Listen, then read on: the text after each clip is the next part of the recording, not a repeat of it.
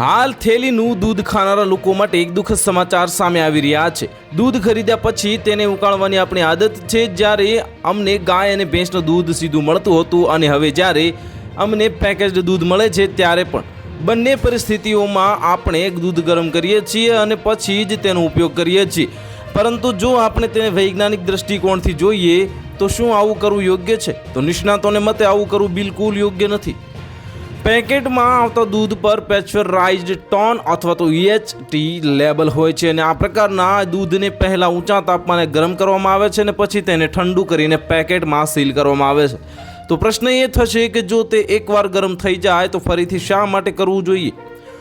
તેને ગરમ કરવાની બિલકુલ જરૂર નથી। ઇન્ડિયન એક્સપ્રેસના એક અહેવાલમાં ડાયટેશિયન કનિકા મલ્હોત્રાએ જણાવ્યું છે કે જો પેકેટ સંપૂર્ણપણે સીલબંધ હોય તો પેકેટ દૂધ ગરમ કરવાની બિલકુલ જરૂર નથી।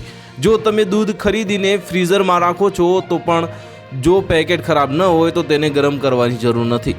પાસ્ચરાઇઝ્ડ દૂધનો અર્થ એ છે કે તેને ગરમ કરવાની પ્રક્રિયા દ્વારા શુદ્ધ કરવામાં આવ્યું છે જેમાં તેમાં રહેલા બેક્ટેરિયા અને વાયરસ મરી ગયા છે। અને કનિકા મલ્હોત્રા કહે છે કે જો સીલબંધ પેકેજ્ડ દૂધને ગરમ કરો છો તો તેનાથી કોઈ નુકસાન થશે નહીં, પરંતુ દૂધમાં પહેલાંથી હાજર કેટલાક સૂક્ષ્મ પોષક તત્વો નષ્ટ થઈ જશે।